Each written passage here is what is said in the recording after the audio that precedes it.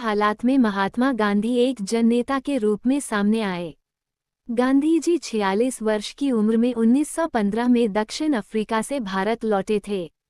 वे वहां पर नस्लभेदी पाबंदियों के खिलाफ अहिंसक आंदोलन चला रहे थे और अंतर्राष्ट्रीय स्तर पर उनकी अच्छी मान्यता थी और लोग उनका आदर करते थे। दक्षिण अफ्रीकी आंदोलनों की वजह से उन्हें हिंदू, मुसलमान, पारसी और ईसाई, गुजराती, तमिल और उत्तर भारतीय, उच्च वर्गीय व्यापारी, वकील और मजदूर, सब तरह के भारतीयों से मिलने जुलने का मौका मिल चुका था। महात्मा गांधी ने पहले साल पूरे भारत का दौरा किया।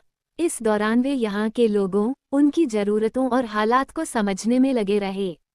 उनके शुरुआती प्रयास चंपारण, खेड़ा और अहमदाबाद के स्थानीय आंदोलनों के रूप में सामने आए। इन आंदोलनों के माध्यम से उनका राजेंद्र प्रसाद और वल्लभ भाई पटेल से परिचय हुआ। 1918 में अहमदाबाद में उन्होंने मिल मजदूरों की हड़ताल का सफलतापूर्वक नेतृत्व किया।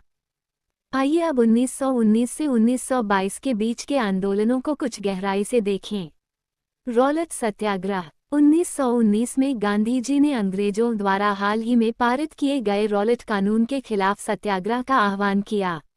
ये कानून अभिव्यक्ति की स्वतंत्रता जैसे मूलभूत अधिकारों पर अंकुश लगाने और पुलिस को और ज्यादा अधिकार देने के लिए लागू किया गया था।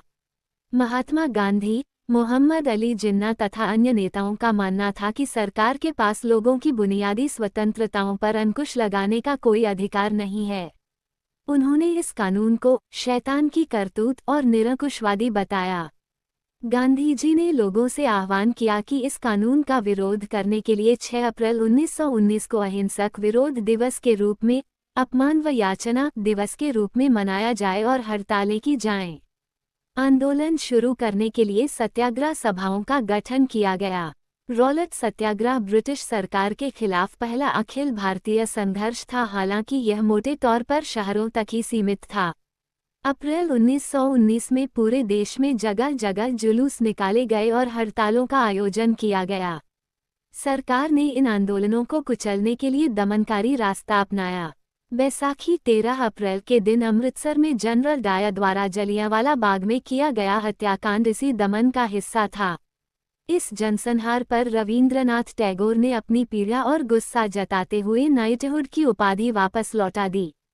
रॉलेट सत्याग्रह के दौरान लोगों ने ब्रिटिश शासन के खिलाफ हिंदुओं और मुसलमानों के बीच गहरी एकता बनाए रखने के लिए प्रयास किए। महात्मा गांधी भी यही चाहते थे। उनकी राय में भारत यहाँ रहने वाले सभी लोगों, यानी सभी हिंदुओं, मुसलमानों और अन्य